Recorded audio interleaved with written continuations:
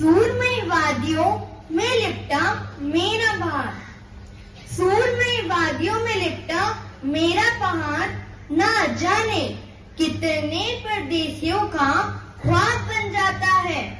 जहाँ गंगा यमुना का संगम ना जाने कितने प्रयाग बना जाता है, जहाँ की भूमि में देवताओं का वास माना जाता है। जहाँ केदारनाथ बद्रीनाथ जैसे पावन धाम हैं, जहाँ की सुंदरता देखने हर शख्स खींचा चला आता है, जहाँ गाती कोयल से होती सबकी शुरुआत है। हाँ जी, वो है मेरा उत्तराखंड।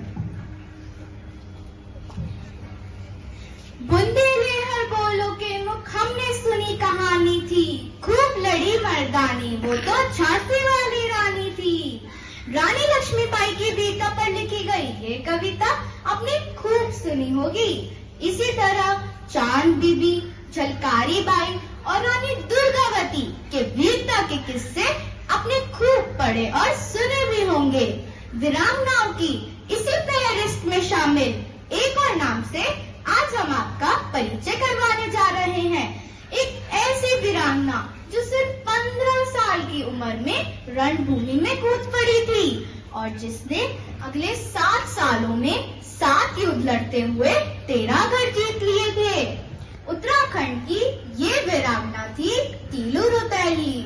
तीलू रौतेली का जन्म 17वीं सदी में पौड़ी गढ़वाल के गुराट गांव में हुआ था।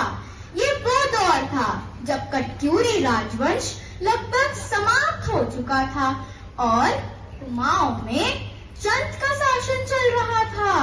तो गढ़वाल में पवार राजवंश का शासन चल रहा था। हालांकि कटक्यूरी के वंशज अभी भी प्रभावशाली थे। वो जगह जगह लूटपाट मचाकर अशांति फैला रहे थे। गढ़वाल और पवार में तब कई छोटे छोटे गढ़ थे जिनकी कमान कभी राजा, कभी भरत तो कभी किसी ठोकदार के हाथों में होती थी। मुंशी के कमान भूप सिंह और उनके बेटे को सौंप दी। तीलू के पिता और उनके भाइयों ने बहादुरी से धामशाही की सेना से युद्ध किया, परंतु अंत में उन्हें हार का सामना करना पड़ा। तीलू के पिता सरायखेल, वे उनको दोनों भाई कांडा युद्ध में शहीद हो गए। तीलू उस वक्त से 15 साल की थी। उनका पूरा परिवार एक झटके में खत्म हो गया था, परंतु तीलू इससे टूटी नहीं। उन्होंने अद्वितीय साहस से धामशाही की सेना से बदला लेने की ठानी और अपनी खुद की सेना तैयार की। इस सेना के गठन में उनके मामू रामू भंडारी, शिवदत्त पोखरियाल, वे देवकुरे बेलू जैसी सहेलियों ने भी सहायता करी। उनके उत्साह से प्रभावित होकर उनके राज्य के कुछ और भी युवा उनके साथ शामिल हो गए। उन सबको प्रशिक्षण दिया गुरु गौरी नाथ ने।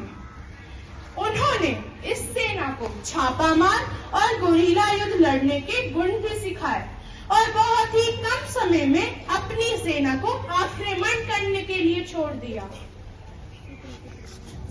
तीलू ने सेनानायक की गद्दी भी संभाली और अपनी बिडुली नामक घोड़ी पर सवार होकर धामशाही की सेना से बदला लेने को निकल पड़ी। उन्होंने सबसे पहले खैरागढ़ को आजाद किया और उसके आसपास के गांवों को भी आजाद कर वह आगे निकल गई। उन्होंने जहां जहां भी युद्ध लड़े उसके निशान वहां पर अभी भी उपस्थित हैं। जैसे टोकिलिया लीक में उन्होंने जिस पेड़ की आड़ के पीछे छुपकर गोलियां चलाई थी उसके निशान वहां पर अभी भी उपस्थित हैं।